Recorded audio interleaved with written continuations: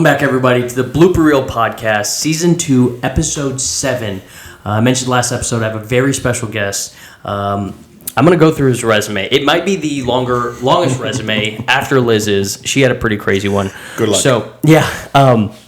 This man right here is an Emmy-winning screenwriter.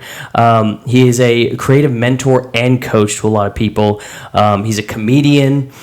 He's worked on productions such as Goodbye Lenin, North Face, My Last Day Without You, Sam a Saxon. And then as far as Savannah, he's in Savannah. We're lucky enough to have him in this city. He is the host of Sentient Being Open Mic. It's the first and third Tuesday of every month. And he's also, where I wrote this down somewhere. Actually, we can cover that later. But please give a very warm welcome to Chris Silber. What's Thank up, buddy? you. Because I was listening to all this, I'm like, why am I in Guyton? Do people know this about your podcast? Like, They don't know it's a guy. But I was pulling up here and I was like, I was checking my schedule. Is this really podcast day or is it Chainsaw Massacre day? Like, what's going to happen it's off to the me? beaten path a little bit. Yeah. Like, but thank you for making the drive out here, man. yes. All right. And thank you for not having a Confederate flag in your yard. That that we helped. took it down right before you showed up. Thank So, you. I appreciate it. Thanks so much for being here, man. We met, you and I met, I think I met you through Brett, actually. Yes. And I think you guys met at like Sentient Bean or at one of the open mics or something like that. Yeah, he showed up for my open mic, and then I was like, okay, kid, let me give you a couple of pointers. And Brett messaged me, he's like, hey, you got to meet this guy, Chris. And I was like, okay. And we met, and, like, your resume speaks for itself. You've done so much for the entertainment world, and you've done so much for really just here in Savannah, like, I think it's one of those cities that like creativity just like thrives here somehow, right? Yeah, like I want to. I think I could gush about Savannah, and then I get nervous gushing about Savannah because I want to stay like this, like cute and small. Like no one come here. It's just me. I have a weird thing for Savannah, but Savannah sucks. So let's just leave it. Yeah, don't move to Savannah. Do not move to. But support your local I do entertainment. love Savannah, and it's funny because I've only lived here for real. I mean, I've been in the area for a while. But I've only really lived in Savannah since like November, and the amount of time that it takes, or it took me at least, to just jump right into the scene here, get back on the mic, doing comedy again after decades of not doing that in person on a stage.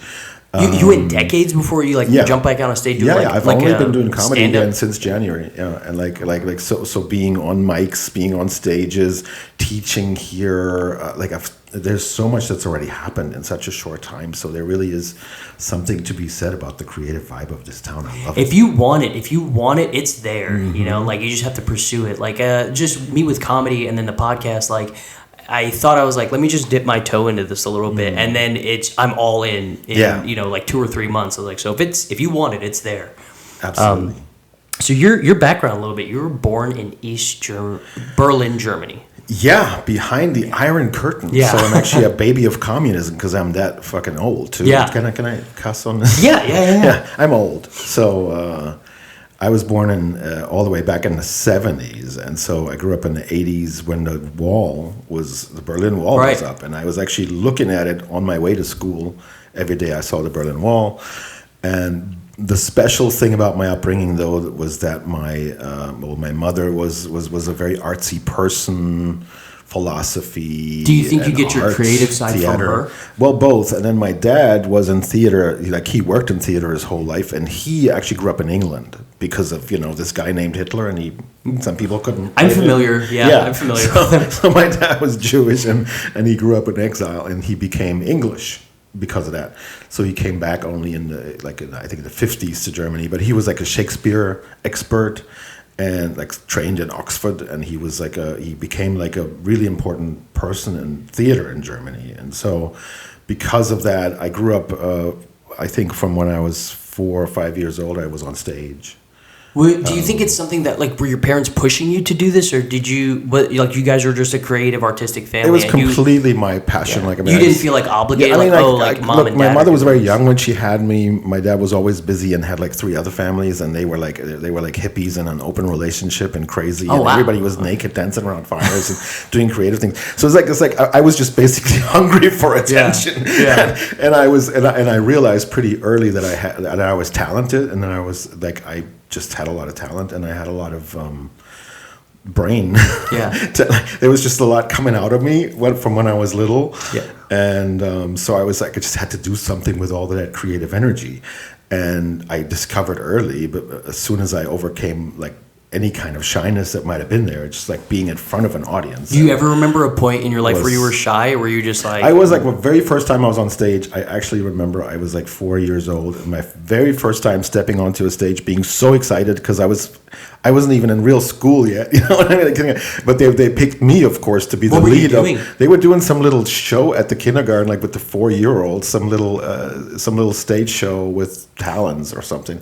And who was the host? Of course, me. And I'm like in a freaking like in a tuxedo. At 4 years old. Yeah. And I'm up there and I'm like stepping in front of the audience and I'm thinking, holy shit, these people are actually like the reality of dawned on me that it's all resting on my 4-year-old little shoulders. To be a 4-year-old and you're like, how big is this crowd? Like it's right. It's like you're all the parents of the kindergarten. So what is it, 40, 50 people? Yeah, but to me, it seemed like, 100 freaking Madison Square Garden. Yeah. You're like doing stadiums at 4. Yeah. So I'm just standing there going, for a minute, it's just like, my voice just went, and then you found your voice. And then I'm pretty sure, at least that's the story that's been told to me, that then I just made a grin and told some kind of a joke that I don't remember, but my mother says, and then there was a wave of laughter in the crowd, and I'm like, that's it. That's what I want. You're hooked now forever. So I'm an audience person, and I actually didn't perform for a long time. Like I said, I was focusing on writing, but. Right. But I get a lot out of like getting reactions out of people, not just laughter. I actually really like to make people cry, not in an abusive way, but I love telling stories that make people emotional too. And so you like invoking emotion in people. Yeah. So I like even when I'm writing, I sort of envision the reaction of someone that's receiving. Do you think for that type of writing style, I would imagine like empathy, you have to have it. Because that's the only way, like, okay, let me put myself in this audience shoes. I want to invoke this emotion with this line. I mean, you have to be able to feel that. For me personally, I'm not going to make it a rule for anybody. For me personally, it's definitely true that I love humans. I'm really fascinated by humans. Okay, and it doesn't matter what you do or who you are. Like I'm not, and I've had the great honor and pleasure because I grew up in the entertainment industry. I've lived in Hollywood and like in New York City, and I've met some of the biggest entertainers on earth, right, and had the pleasure of actually communicating with some of these people. And I don't find them more interesting than my barista down the street. Yeah. I don't find them less interesting either, but you know what I mean? Like, I find humans fascinating. Yeah. I can sit in the park, run into anybody, and be amazed by them and want to have a meaningful exchange with them. And I think that's the basis of my creative work, that I really want to explore humans, and then I want to use what I find to touch other humans. And that's what it also doesn't, even though I was the class clown, and I was the one that did all the impressions of the teachers, and I would basically host every show there ever was in my high school too. I ran my high school theater, but at the same time, it was never just comedy. It was always just really evoking something in another person. Okay, so do you think your passion would be for, because I wrote down like, when did you find your passion for entertainment? So I think that might be not the right way to word it. Do you just have a passion for people and emotional reaction? I think not necessarily entertaining them. You're like, I want you to feel emotion. Yeah, and I mean, it could just be a desire to be loved and wanted. I mean, I do get that too. I mean, it's like, let's be honest, you're an entertainer. Yeah. And Jimmy Carr, who I admire a lot as a comedian, and he said once that when you're doing well as a comedian, then you're an entertainer, because when entertainers get love, they feel love for themselves. Right. When people don't love you, you don't feel as much love for yourself. So then he says, then you quickly promote yourself. You become an artist because artists don't give a fuck. So you're like, they just didn't get it. That's funny. But so I will say, of course, there is that. I mean, I think there's a desire to somehow be connected with everyone. So, I don't think, because people say, oh, you just want a lot of entertainers are just so hungry for approval. I think it's connection, not approval. I think you're right. Yeah. When you're around little kids, right, and they're always bothering you, and they don't want to go to bed, and they just want to I think that's a need for connection. Yeah. You know, and I think that's because there's a lot of comedians. Like people are always like, "Oh, comedians got to be like the happiest people ever." There's a lot of sad comedians. Right. Yeah, right. like Robin Williams, one of the greatest comedians out there. Yeah, and at the end of the day, died very lonely. Yeah. And like a very sad, lonely kind of ending. Oof. Yeah. But yeah, I mean, talking about that, if we want to talk about comedy, it's like, Sure. I mean, I've taught comedy, which is weird. And then I go on stage and I'm not always great, but I'm decent. I've and sometimes never seen you I'm not great. be good. I've seen you have some really good. I've only seen you like maybe like probably like 3 or 4 times now. Right. Yeah. But well, it's the weird thing that they say you have to bomb, right? Yeah. But at my age, it's almost hard to bomb. Like Yeah. I don't mean it in any arrogant way. It's just like when you're over 50 and you have experience with comedy and with writing and with working with an audience, there's this thing where you really know how to pivot. Well, with the experience, you have a lot of confidence that comes with Yeah. it. And confidence is a Right. lot Yeah. of being on stage. Like, And confidence is getting out of your ego, of your Right. own ego. Yeah, Because your ego says, oh, they don't like me. Oh, what am I going to do? And it's like, oh, I had this other joke. What is going to happen? And instead of that, you're just standing up there and saying, oh, you don't like that? I'm going to give you something else. I'm going to do whatever the fuck I need to do right now to make you laugh. And that has actually not failed since I've been doing it again. But what I wanted to say is with comedy, when you talk about people like Robin Williams, I have discovered, drum roll, that comedy is like money. Okay. Some people have to work their whole life really hard to get at some of it, and some people are just fucking born with it. that is very true. And Robin Williams was born with a golden spoon in his mouth. Yeah. I really believe that. Did he work for it? I'm sure, but he had a natural gift that's unusual, and it's a good idea for the young comic, or anybody who wants to do this, to actually study. And that's for everything in entertainment. Like the smart people, they study the path of other people that they admire. And so that is true. But do you think that might, like, you got to be careful, because then sometimes you kind of like, I don't want to say pigeonhole yourself, but you almost like mimic their thing instead of creating your own. Well, that's the thing, because studying also means to understand the journey, right? So you can't go from zero to Robin Williams if you don't have exceptional talent. Yeah. I've spoken to people who worked with Robin Williams and said they wanted to quit when they saw him for the first time. Really? And those are comedians whose names you would recognize, because I had the immense pleasure. I'm a lucky guy, and so when I lived in Los Angeles, I ended up being like friends with Carl Reiner, who's now in heaven, and I got to meet Mel Brooks quite a lot of times, and I got to hang out with the crew around those people, and so like I've met a lot of comedy greats, and was like able to sit at their feet and listen, and a lot of them would say, when someone like Robin Williams comes around, who only comes around every 50 years, or Jim Carrey is another example, who just do things that nobody else can do, and you're like, fuck, why am I doing this? But then you have like a Steve Martin, who is much more relatable to a lot of us, because he took 10 years to even figure out who he was on stage. It's hard work. There's a rivalry, or like I guess rivalry. It was me and Kenny were talking about it on the podcast, like comedians who like did the nitty gritty, like open mics and like all these like rundown bars and like these so audiences much fun. Didn't want someone wanted to punch you. Yeah, like doing that, and that's where they like kind of like cut their teeth in comedy. Right, like I'm just here to get shit faced. I don't care about your comedy. Right. But then there's comedians who like early on just like were lucky, met the right people, and just started touring immediately. And there's like this rivalry between them. Like the ones who are in the open mics are like looking at the touring comedians like you didn't go through it the right way. You weren't in the. I mean, the going back to your us. question of like don't mimic other people. I think like that there could be like a secret sauce here in learn about the paths of other people, but then really choose your own. Yeah. Like know the difference. I think it can be very encouraging to know that people you admire and think, oh my God, what a natural gift, took 10 years to get to their act and to figure out who they were on stage.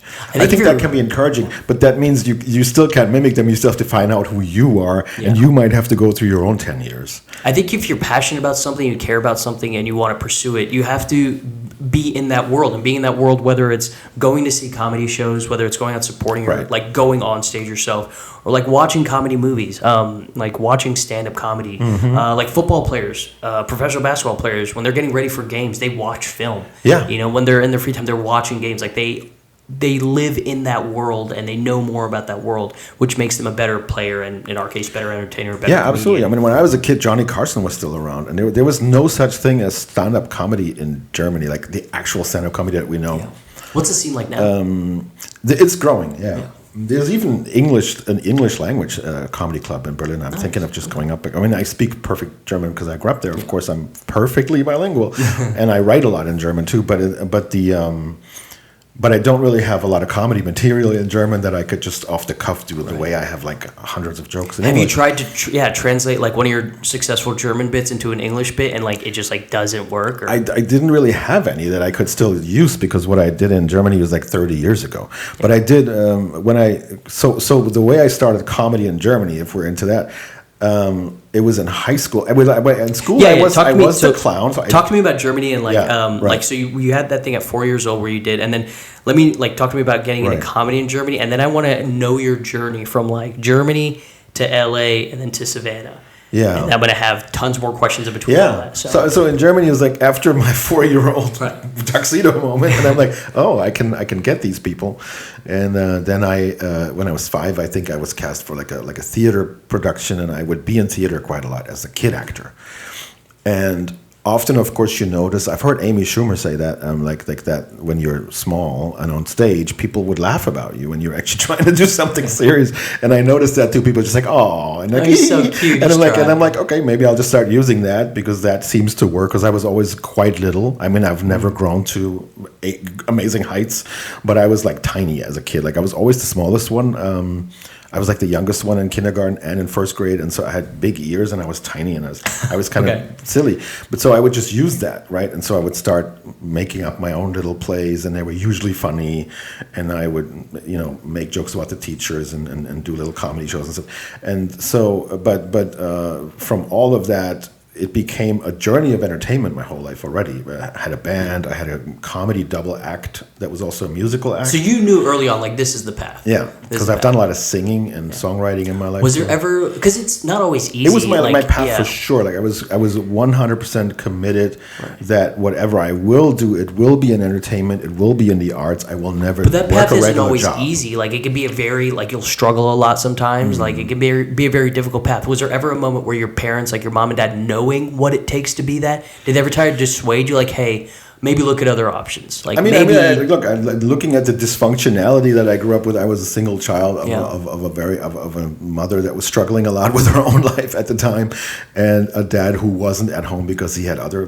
families and people to take care of, and it was chaotic, and they both had a lot of other people in their lives also romantically. It wasn't exactly a pretty organized life, and I was alone a lot. So you're kind of like, okay, I'm gonna. So I lived in my fantasy world a lot, but I think it also makes you resilient when you're young and you have to sort of fall on your own feet. Yeah, sure. And because of that, I think I never doubted my ability to make a success. And I don't think anybody ever doubted my ability that I could do something on stage. I think it was more because I went to the best acting school in Berlin while I was still in high school. They put me like in a talent program for 2 years, and I would be in productions on stage and get taught by the top acting teachers of the country. So I was on a good path there. Right. And then actually what happened is the Berlin Wall fell. In 1989, the Berlin Wall fell, and I was still a teenager. And I was like, well, I don't want to be doing theater in a time when the world is literally waking up, and everything. And so I was like, no, now I want to see the places I could never see. I want to go to London. I want to go to Paris. I want to go to New York.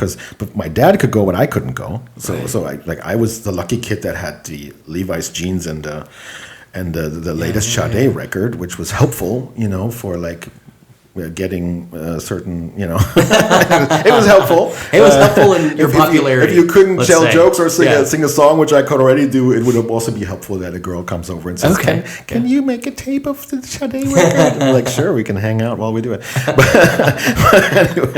But after all that, like the wall is down, and I'm like, hello world, here I am. And I had no interest at that time in being on stage. That was not the place to do theater, which I was mostly doing. Yeah. And so everybody just wanted to live. It was like, because everybody had been like encapsulated in this East German world. And it's everything's just been stifled. Yeah. And so I wanted to be they out kind there. of like, they're just gorging on what they were starving and of. so I was still doing stuff with writing because I had started writing. I was like, I would do theater productions of plays that I had even written partly here and there and stuff like that. And so I would be like, you know what? I'm still going to write, but I'm going to get into journalism. So I was actually working for a newspaper as a local reporter so that I would be able to really be on the pulse of what was going on. Is this where you first like really seriously looked at writing? I had been writing the whole time. So there was also a switch happening from the acting to the writing when I was still a kid that I started realizing that I was writing a lot of my own stuff. And probably, my grandfather was a journalist. My great-grandfather, who the Nazis killed, was a journalist. I had a lot of people that did writing. My grandmother, who was a spy in World War II, crazy story. But she wrote children's books. Yeah. She fought the Nazis. It was crazy stories. Writing and entertainment's in your blood. So there's a lot of writing. Yeah. There's a lot of writing is all I'm saying. There were books everywhere. It was like, when you come to my mother's house, it's like literally, it's a library. It's like there's books on every wall. And that's what I was used to. So it was very normal for me. And it was a very free intellectual environment of like, whatever you want, whatever book you want. You're not too young for any book. Yeah. Take it, read it. And I just started doing that. And so automatically you start getting into writing because you see other people do it. Yeah. So I began to think probably somewhere around the time that in my teenage years that I probably am going to get tired of being an actor and doing what other people wrote for me, because I got to have the joy of doing my own writing in comedy, in plays that I did. And even like little short films I did with film students that were friends. Right. I was really trying to get my own creative stuff in there. And I realized probably that's my path. My path is probably not to regurgitate. It sounds bad because acting is, I'm married to a wonderful actress, and acting is a great profession, but at the same time, it's not everybody can be fully satisfied just doing that. It wasn't like scratching your artistic itch. When you have a creative mind that just keeps going all the time, you might need something more than, because I love acting. Right. Sometimes I love in my own movies that I do in Germany, like for a day, like small roles and stuff. I love it, but it couldn't be my profession. I realized that wouldn't fulfill me, and so that was on my mind. And then so in the 90s, I basically spent time being a journalist. I did some translation of books. I translated, since I was perfectly bilingual. Right. So back then they still did this thing. I guess they still do it, where they do like film books, like books on films. And when people really like a film, they want to buy a book along with it. And so these American films that made it over, they would need someone to translate. And since I was such a movie buff, I spent a lot of time as a kid. Also, I was in this movie club in East Berlin. That was also a thing I was really into. And so I would get a job of translating some of these film books. So I would translate a James Cameron script or a Tarantino script, but for the book production. And so that got noticed by some people. That's like a perfect job for what you were looking for at that time frame. And I was I was early 20s, and I was getting paid pretty decently for it, and I was able to have my little apartment, and it was fun. And then from that, literally, like a theater director picked up the book. It was Pulp Fiction by Tarantino, which I got to do the translation of, which is so amazing. Cool, right? Yeah. And I've never even officially been able to thank Quentin Tarantino for that. So here it is, dear Quentin. If you're listening, Tarantino, thank you, because you actually did a number there. You helped my career, because I was in the same room with him, Quentin, once, but I never got to actually say that to him. I do admire him, and so I translated the book. A theater director calls me out of nowhere. Actually, this really famous theater, it's called Vienna Burg Theater, which is the biggest German, like the most important German language stage in Vienna. Okay. And they call me, and the director's in the room and say, we've like, Liz, is this Mr. So, yeah, we have the translation here, and we were wondering, do you have experience with theater? And I'm like, yeah, my father is so-and-so. They're like, oh, yeah, we know him. Oh, yeah, that's funny. We didn't know that. Yeah, well, we were thinking, would you be willing to come down to Vienna and have meetings with us, because we're looking for someone to write a play, to adapt a play for this director who's a fan of your writing in the Tarantino book, like your translation style, your dialogue style. That's and literally, they gave me a plane ticket. It was my first time getting flown out somewhere. I'm freaking like 22, were you like pinching 23, yourself? Like, something like I was a child still. Yeah. And they put me on a plane, put me in a really nice hotel, which didn't like just the idea of getting put in a hotel and Yeah. flown somewhere. It could have been a just freaking crazy to Motel 6 or whatever they Yeah. call it. Like it didn't matter. It was just so amazing, right? And then literally I walked out there with the job and got paid at the time, I think 50,000 German marks, which was, I mean, to give you an idea, you could get a decent apartment back then for 600 a month. That's how, like, I was suddenly, like, I was getting paid for creative writing. And the director said, listen, I like you, I like your spirit, I like your vibe. When we do the show, stay for the rehearsals and we'll keep working and perfecting the script together, the play together. So I got to spend 4 months, in Vienna, watching that creative process. And in that process, that's why I'm telling the story, because it really was important for my career. I also ended up interviewing Hitler's secretary, which is so crazy, about a play that I was going to do that I never ended up finishing. I'm telling you, I'm crazy. What is that experience like? Let's get to that in a second. Yeah. But like so many cool things happen from that, because all of a sudden you're on like the biggest stage, right? And then the play actually kind of bombed, but that's okay. The people I met a film and television producer who was good friends with the director of the play. And he came to me at the premiere of the thing and said, well, you're an impressive young man, and the director is my friend, and he's told me all about you. When you're back in Berlin, come to my house, let's have a meeting. Okay. Luckily, he didn't open the door in a robe. That would have been awful, yeah. He was a crazy guy, but he didn't think young men, so that was lucky, because I've run into some of those experiences Have too. you really? Oh, yes, that does exist. No. It happens to women a lot more, but it's not, sure, not only. But no, he was very decent, and he got me my first TV job, and from then it literally just, I was still very young. By that time I was 23, and this is all still in Germany. Yeah. This is also in Germany. Yeah, and so Germany was just beginning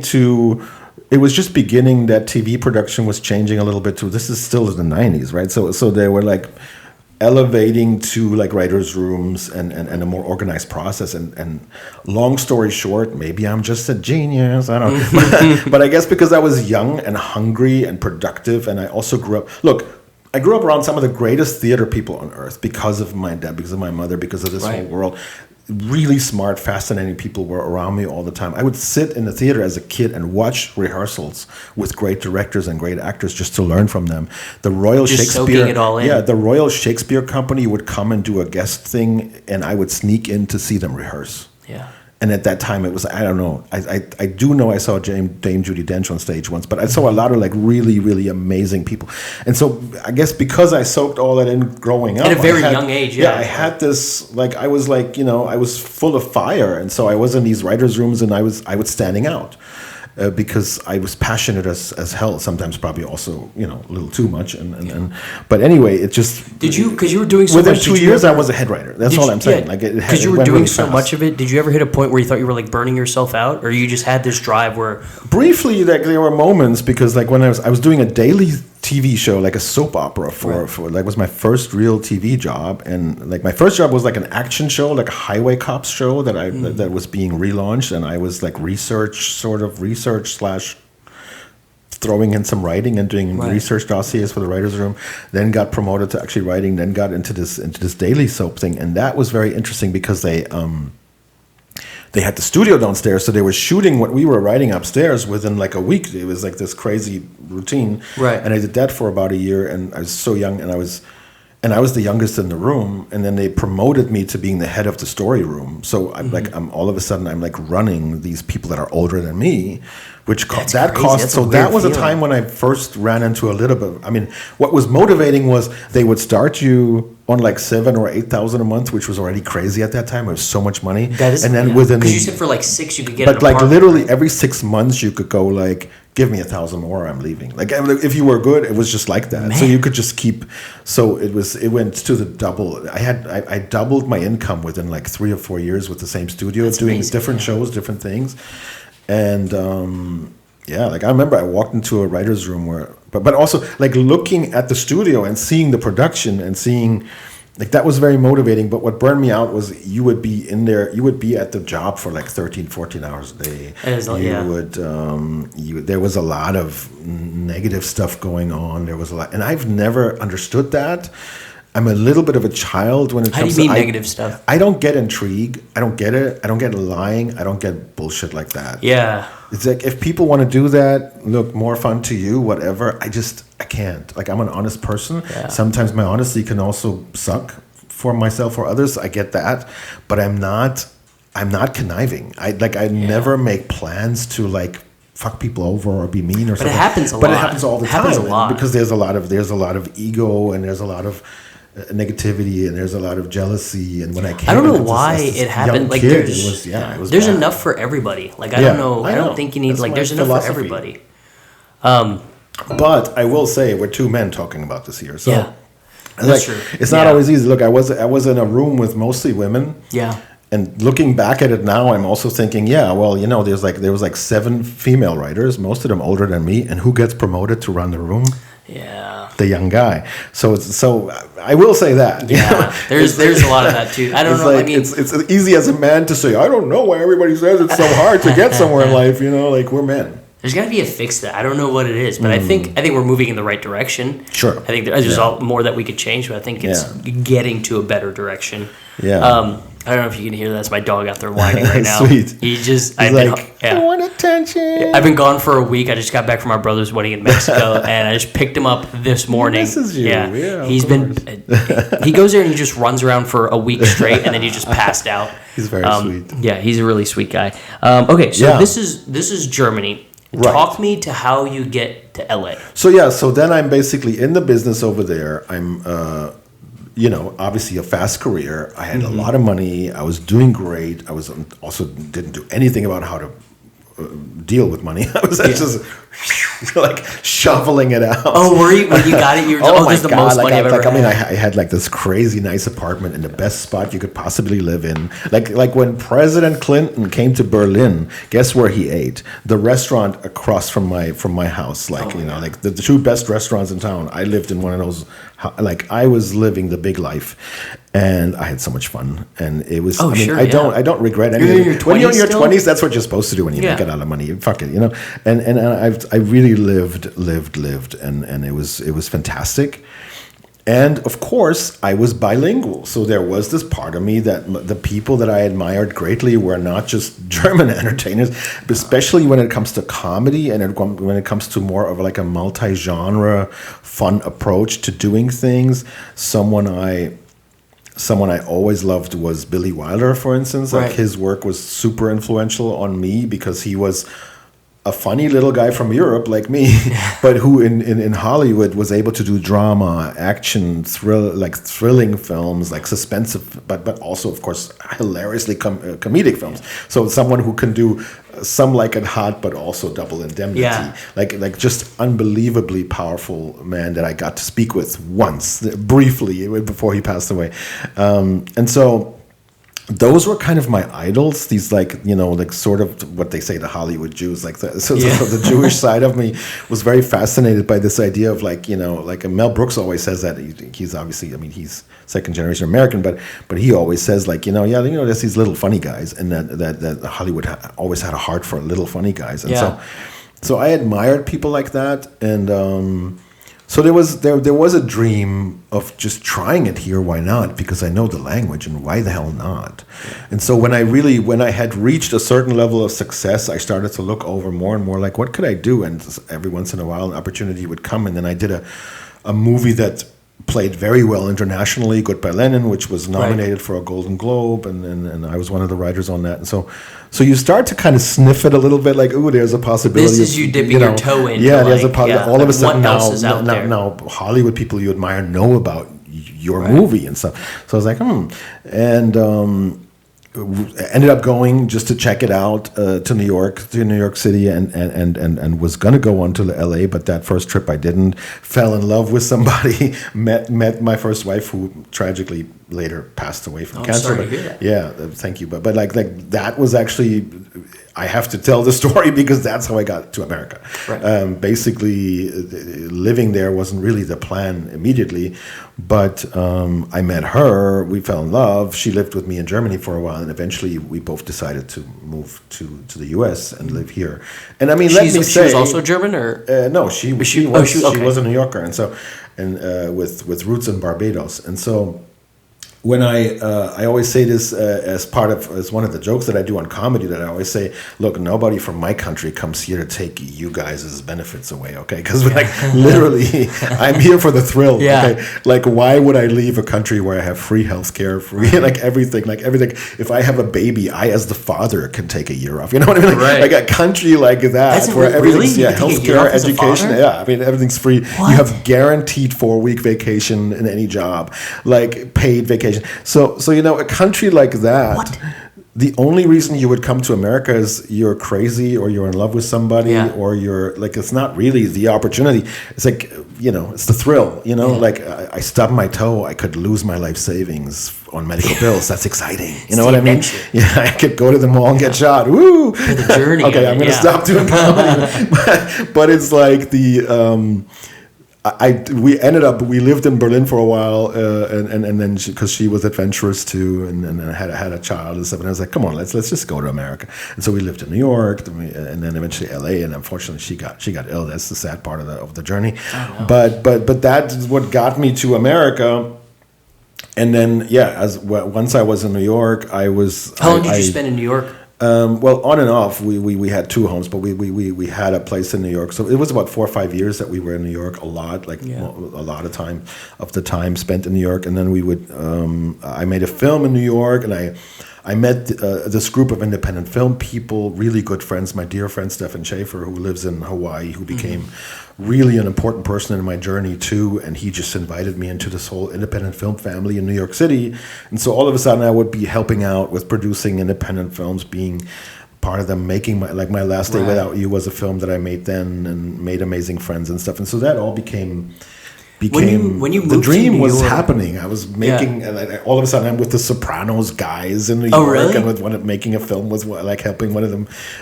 When you with moved to New York, did you crazy. have like connections already, or did you have to like almost start from scratch? Did you know people in New York? Like, did you like? How did you get like another foothold in New York once you moved? Like, what was your first step? It really is, and this is one of the magical things about film is, I mean, on the one hand, when you're from a family where you actually have a certain type of people in your background that just people want to hear about.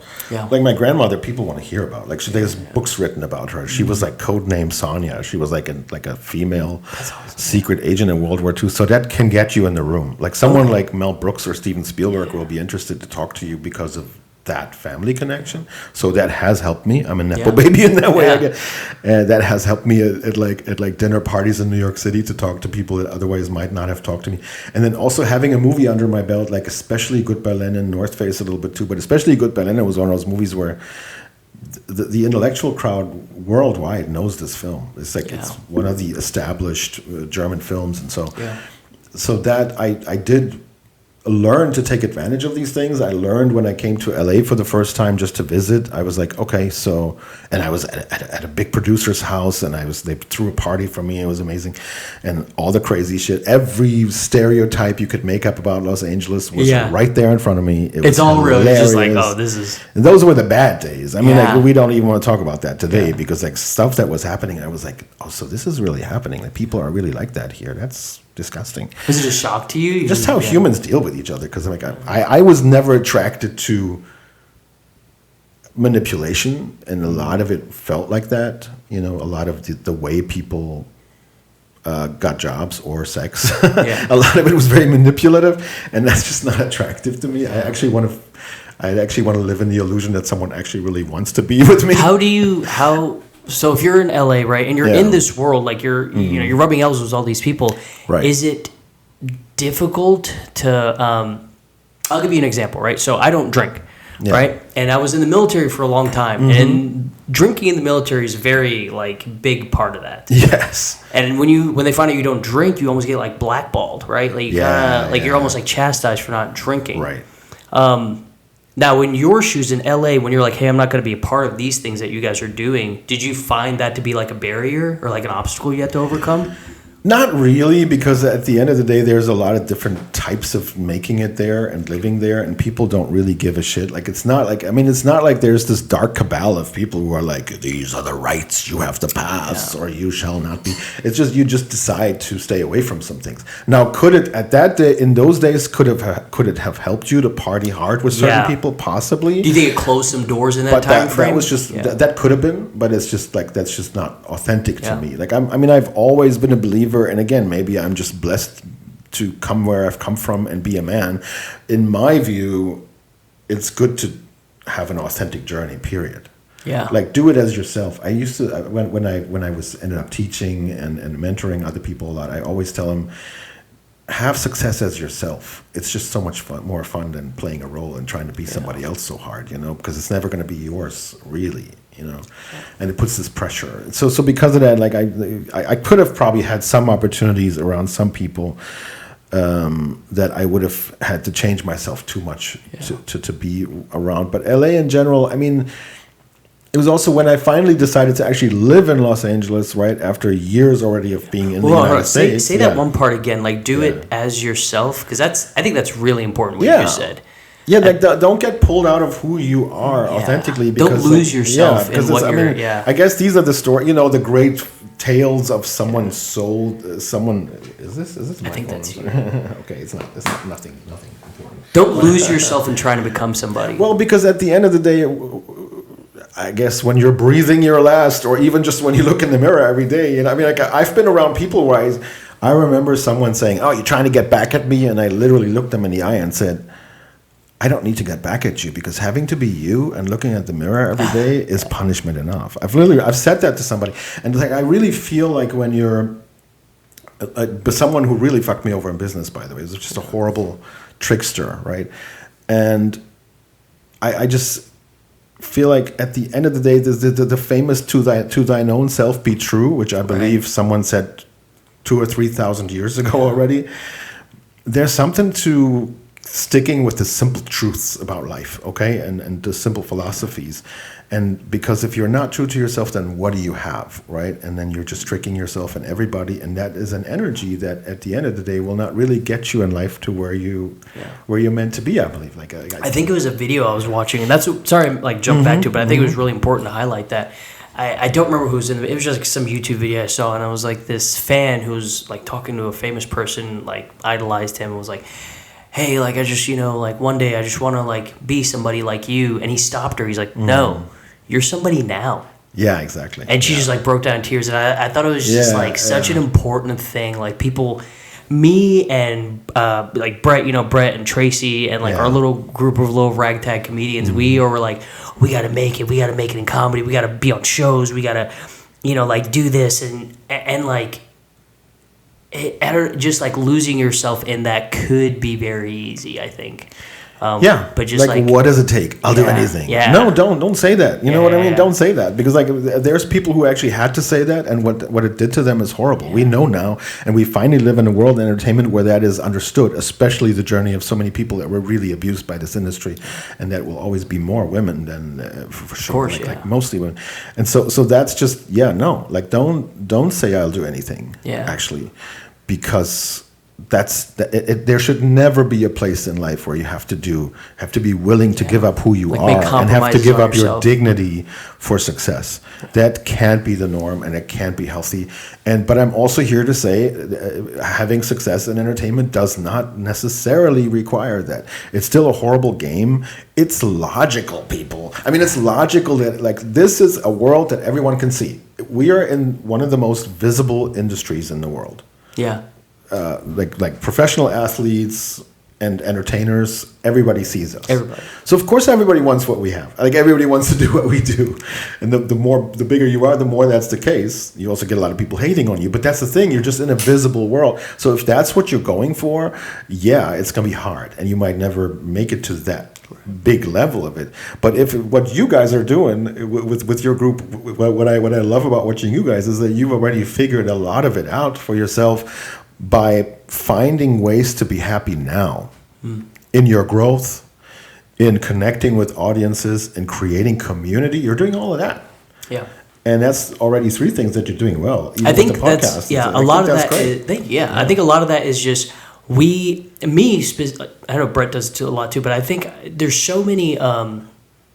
There's so much experience out there. Like every time I get to someone who's like doing well as a comedian or like has great stage presence or great joke writing, I want to pick their brain. I'm like, hey, tell me everything. Like what is your process? How do you do this? And I learned a lot from this podcasting, like what everyone's process is and things like that, and then trying to get advice from that. So really, it's just so like maybe I don't make the same mistakes they made early on, or maybe it's something that I need to build on myself. And like, you ever like receive advice from some people, and it's the same piece of advice. Like, let's say you're going through something, and 5 people tell you the same thing, and you're like, no, it's not registering. It doesn't make sense. But then that 6th person comes up, and they're saying the same thing. Yeah. But it's a different combination of words.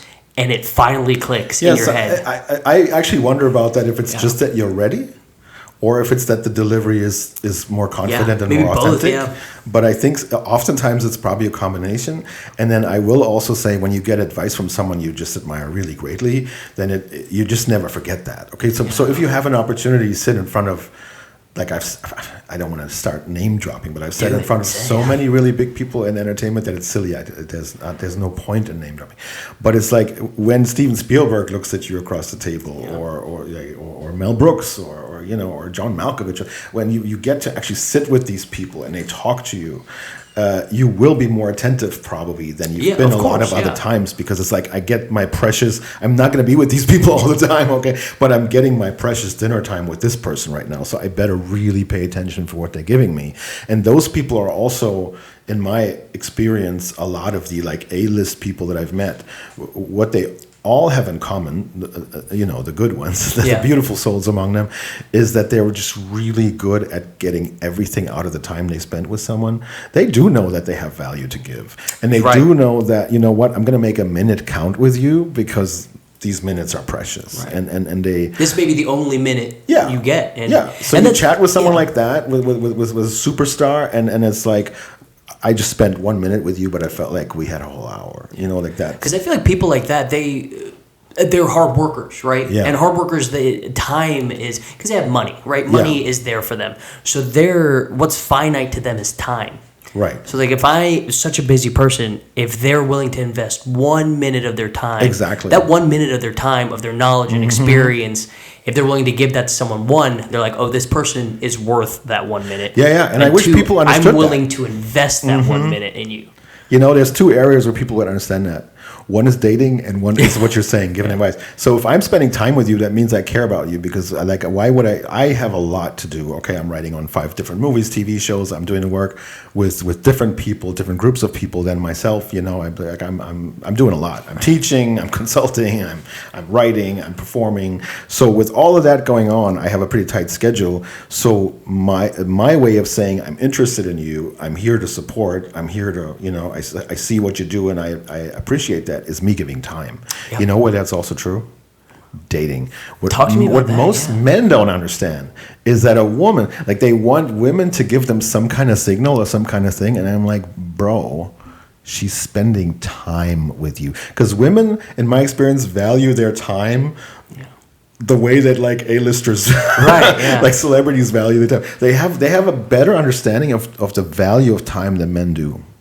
In my experience. Okay. So like I've spoken to some guys, and sometimes to myself, and said, bro, chill out. She's actually spending time with you.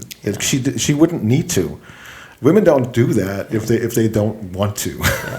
So there's something going on. If they don't see a need to invest time. You got something going for you. Like but that's the thing. If they're willing to invest time, they need return on investment at some point. You can't it's just a language you need to learn to understand. Like if time is given to you by a person that's either a woman you admire or someone that's more powerful and more famous than you, that's it. That's all you need to know. Because they do know how to value their time. That's the first time we've gotten dating advice on this podcast, everybody. I'm here for it. Yeah. I can do it all. That's good advice. Jack of all trades, master of none. I can give you some... I would say you're a master. I can coach and coach and support and consult you in almost everything. So LA, right? Like you kind of found dug yourself a foothold in LA. Right. Now, what is the transition from LA to Savannah look like, and why? Right. I mean, first of all, so LA was. I spent how much 8 years in Los Angeles. It is the craziest journey of my life, and maybe one day I'll write about it. But it's like because literally it started with. A deep family tragedy that was not in the books and going through all of that. And so the first years of LA was a lot of that, but it was also hanging out with people like the Reiner family, because Carl Reiner's daughter is a good friend of mine.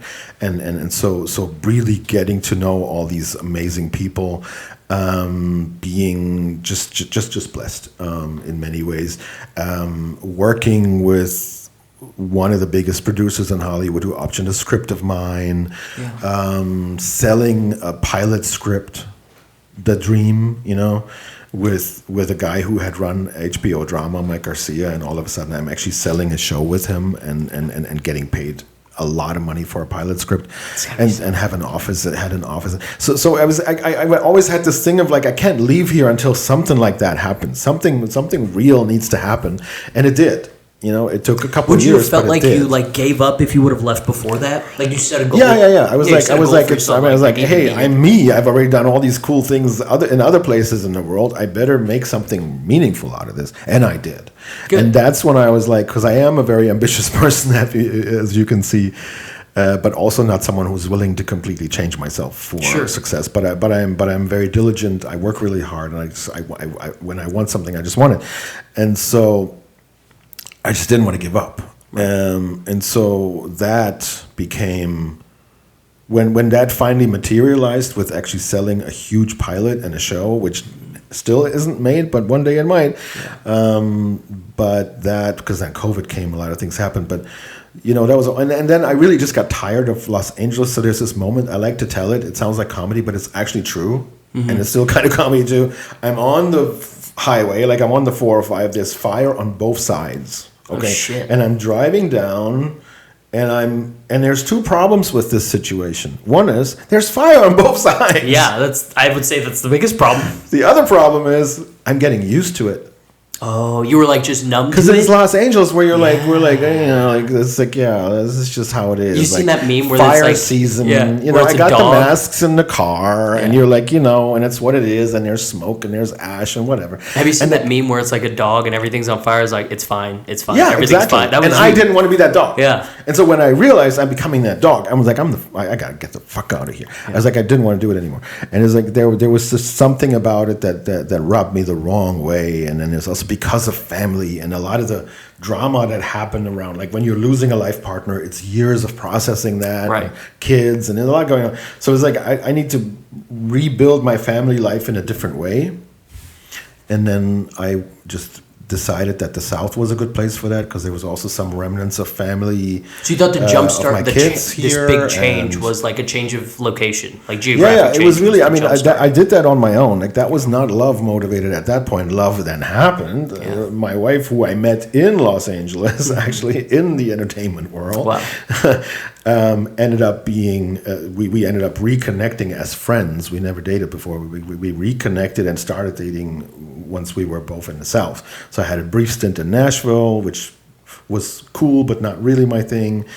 Brief stint in Atlanta, and then came to this area, Hilton Head, Savannah, and so on. Okay, and so not immediately Savannah was like boom. Like Savannah was definitely, I just massively fell in love with Savannah. As soon as you got here, it was like, oh, this is the place. Yeah, it's like I think that I've only felt like that when I first came to New York City and to Los Angeles each. What would you say about cities, I was like, when I hit the streets of each city, I was like, I know I'm going to live here. I know this will have a tremendous impact on my life, and both was true, and so now it's Savannah. What would you say it was about Savannah that you're like, oh, this is the spot?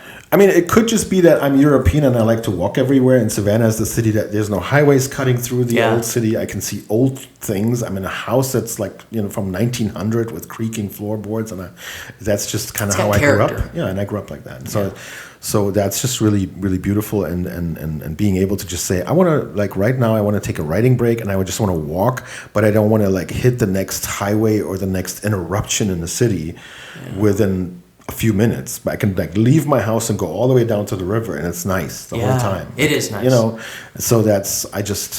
I'm a fan. Okay. So we're almost at an hour right now. Nice. But there's a couple more things. You were in Savannah now. There's a couple more things that I want to talk to you about.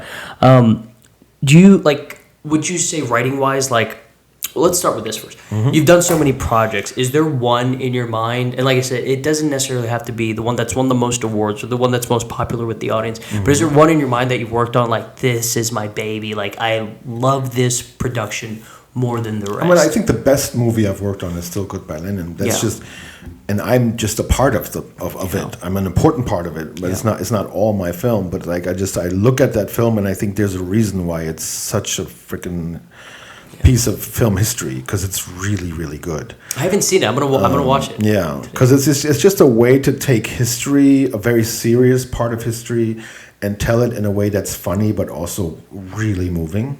Yeah. And that invoking emotions, that's what you're saying. And I've always been into that. Actually, that movie, Billy Wilder was a huge fan of it. He still got to see it a year before he passed away, I think. And that's how I got to speak to Billy Wilder, because he was a fan. He was such a fan of the movie. And so, that's probably still the one that I'm proudest of. Sadly, that's over 20 years ago, so everything else was shit back then. In between, some good things have happened. Look, you can go on Hulu and you can watch Samus Jackson, which I'm very proud of. And especially, I wrote quite a lot of the show because I was head writer and co-creator of the show, and I'm just very proud of Samus Jackson too. It's a weird title. I don't like the title, but it's a great show. So in Savannah, with New York and with LA, I think there's a lot more opportunity and outlets for a creative entertainer like yourself. Savannah, there is opportunity, but I think you have to work a little bit harder to find those opportunities. Right. And you mentioned too, when you were young, you were you just had this you just need to get this creativity out. You need to get your thoughts and your ideas out. What is it now that you're doing in Savannah to scratch that itch, get your creative fix? I know you mentioned you do a lot of public speaking for coaching and classes and things like that. You do work with charities. You've done all around the world for kids and stuff like that. Right. So what in Savannah are you doing to get your creative out? So in Savannah, the one thing, of course, is getting on the mic and doing comedy, which has been fun because I've been able to hosting my own open mic. I've hosted other comedy shows here already and been a featured comedian in actual shows. Jefferson Rojas' show, right? Money. Yeah. I've done it with Jefferson. Shout out! Yeah. He's an amazing, really smart guy. Shout out to Jefferson Rojas. A wonderful guy. We love you, Jefferson. And so it's been fun to be on his shows. I've been on the stage of the legendary Club One before they moved. I haven't been. I never went to Club One. It's such a legend. I'm so honored to have been on that stage doing comedy, to being featured in the comedy review there. But I also hit an open mic every once in a while, and I just love being in that scene. So that's one thing I do. The open mic at the Sentient Bean, it feels like really also giving back in the sense that I really get to create a space, a supportive, that's a big loving part, space to people. Because that's also another shout out, hosted by the Savannah Pride Center, who I'm a volunteer for, and I love those people and I love the work because it's really, really important right now. It's not cool what's being done to people that love differently or feel differently in their body, and I don't think that we should politicize and hate on them the way that it's happening right now. I think you should be able to love whoever you want. Exactly, and so there's a lot of support happening there that is unfortunately missing in our society now for people that badly need it. Yeah. So great work by them, and being able to support that work and also represent them in the open mic is important, and just creating a space where people can really feel safe in creativity and fun. And I just encourage her. I'm probably going to get somehow active in theater here too. My wife is on local stages, who's been in big movies, but she's also doing that. I want to join. What do you that. have more passion for? I teach here. I'm already doing a lot here. Could you pick, for the rest of your life, you could only pick one? You could pick teaching. You could pick acting. You pick writing. Well, no, not writing, because writing and stand-up kind of goes hand in hand. So let's say teaching, acting, or stand-up comedy. You could only pick one. Wow, that's a tough question. Teaching, acting, or you don't have to answer. That's a very tough I might actually question. Go for the comedy then, because comedy still means I can create my own stuff and perform it, so I get to do both. You kind of get that theater aspect of it. You get the writing aspect of it, and then of course the I could imagine myself, but I'm just not that old yet. I'm old. You know what I mean? I get laughs on stage, but sometimes I get laughs when I take my clothes off. I'm getting that old. No, but I'm not old enough yet to want to spend my life just teaching. But I could also see that at some point, that I could get really fulfilled in another decade or so, just really investing all my energy into new talents. Yeah. But I always have invested a good part of my energy into new talents, and I'm actually proud of that. It's important. I think it's really important to not just like, yes, I'm a creative person myself, but like if you create a space so you have a sentient being, and like in your other ventures, to help other people, because some people are very creative and very artistic and like have talent, but they just don't know how to like get into that world. Yeah, so look, people I want who make them to spaces know. for that. I want important. people to know when they get on my stage, the little stage at the Sentient Being with 20 or 25 people in the audience or something like that, and someone rattling behind a barista rattling behind the bar. I want them to know that I value that and see that as just as powerful as when I saw Prince in a big arena. Like, to me, you're amazing, you're special. And you getting on a stage and doing your thing is powerful, courageous, and deserves respect, and deserves love, no matter what the size of the stage is. I really believe in that. Yeah, I agree. I think it's amazing that you're doing that. So I think we're to the point now. This is the segment, the only consistent part of the show. The rest of the show is just bullshit. But do you have? I've been waiting for the bullshit part. Yeah, I love the bullshit. It's my favorite. So we do this segment. It's called First Set, Worst Set. Right. Okay. So I don't know if you've heard it, like when you were listening to Evie's podcast. So I want you to go over like your very first set doing a stand-up mic. Right. Talk to me about like the emotions you're going through. What's your prep? I've referred to it as your mom spaghetti moment, like in 8 Mile when Eminem's like mom spaghetti all over his sweater. Like, was it one of those moments? Like, do you remember any of the bits from your very first set? The thing is, my first time on a mic really was in like a basement club in Berlin. That's awesome. And I was making fun of teachers. I was talking about my school experience, and people laughed. I mean, so yeah, talk me through that. So how did I was you just find talking that? about, and I was imitating people, and there was some people from my school and some other people there, and I was just talking about how weird it is to be a student, and how weird. Why did you do that? For that? That's your very first mic. Yeah. Why did you do it? Well, I did it because, and it wasn't really an open mic like today here, because that culture didn't quite exist. It was a little different, but it was something like that. And I decided to do that, and I did it because I really. So, I mean, East Germany was also a weird country. There was like a dictatorship and stuff. Not that anybody would know what living without democracy is like in this country, with leaders who think they are kings or whatever. We don't have that, thank God. But in East Germany, it was like people really needed that laughter, like for real. Fun. People need joy. Because there was a lot of bullshit. They were like, you have to serve in the army for your country, and you have to do this, and you have to do that, and it was a very have-to society. It was at the end of it was actually a dictatorship that I grew up in. So I was actually really eager to give laughter as a relief. If I can tell one little tiny story. So my great-grandfather was in a concentration camp in Buchenwald. Like the Nazis put him in a freaking camp because also of his political beliefs, and because he was like a free thinker, and he also was Jewish. But like this guy made it out. Like he made it out. He survived, but only by 3 days because of what they did to him. Oh, wow. And he brought a spoon back and gave it to my great aunt, to his daughter, and gave her the spoon and said, I want you to tell everybody I made it. The Nazis tried to kill me, but I made it out, and I got to take a souvenir. What? So and then he died pretty much. What a like a day later. But you see, like what I mean, like this was a guy who knew. You know why he had the spoon? It was a fresh spoon, and someone had given him a freshly carved spoon rather than his old nasty spoon, because he made people laugh and he made them happy. So I guess there's. You know what I mean? Like the worse the conditions that you're in, the more opportunities for laughter. And maybe that's why I'm going on stage now, because a lot of people, no matter if it's true or not, but a lot of people right now feel that this is a much worse time than they've lived through before.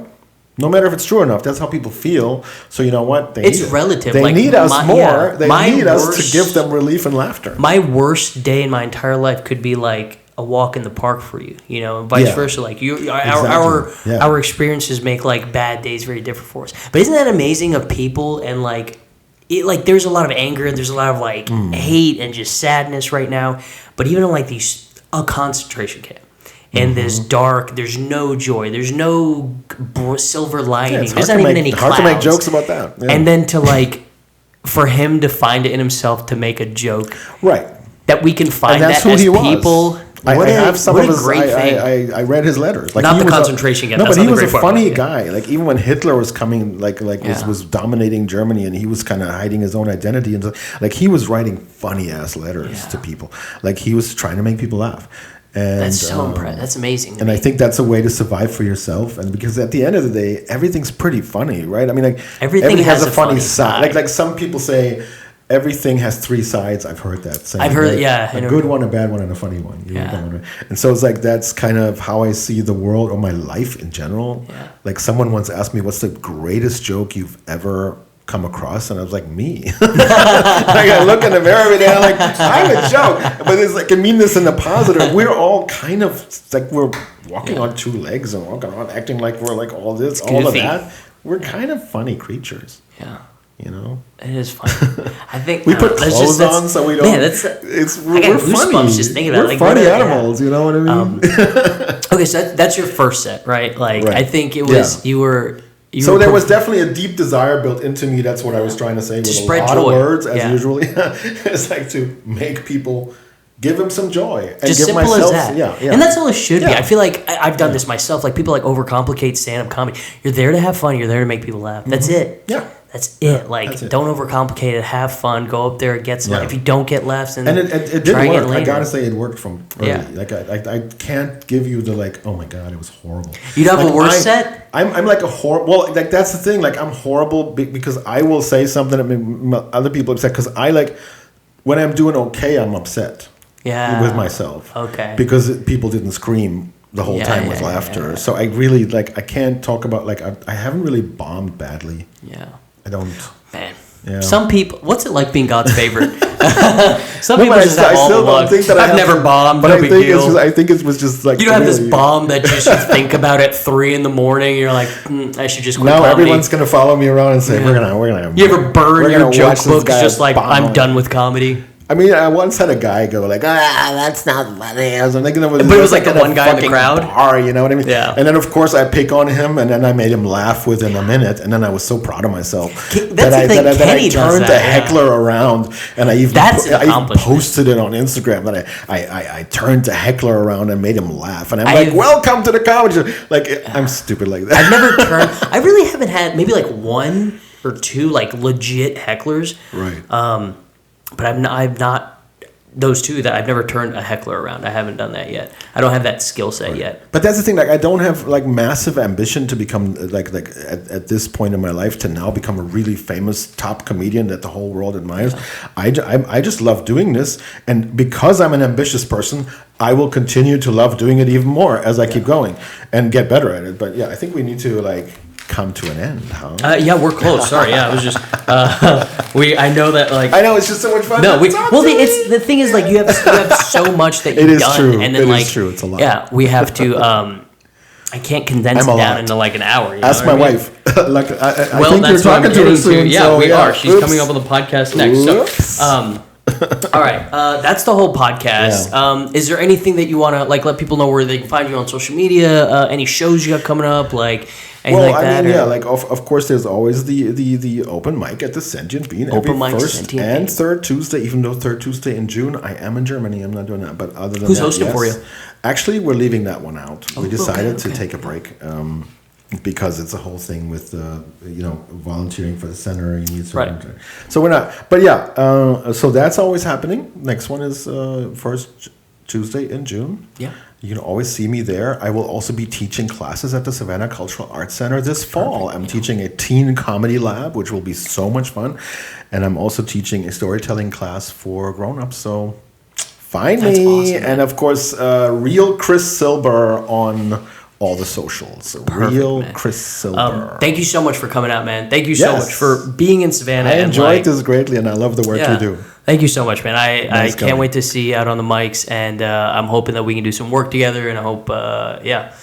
I have a glad you made feeling it. something I is have going a to come up. All right, that's it. We'll catch you guys next week. We are actually having your wife, Tracy, on the podcast. Woo! Tracy Graves. Yeah. I'm not coaching you on that. You're gonna. I know, You're gonna yeah. have to deal with that yourself. You're gonna, she's the heavy hitter, right? She's Oh gonna my come in here. goodness. Yeah. She's No, I'm the excited star to of have the her. relationship. She is. Yeah, we'll see you guys in a week. Later.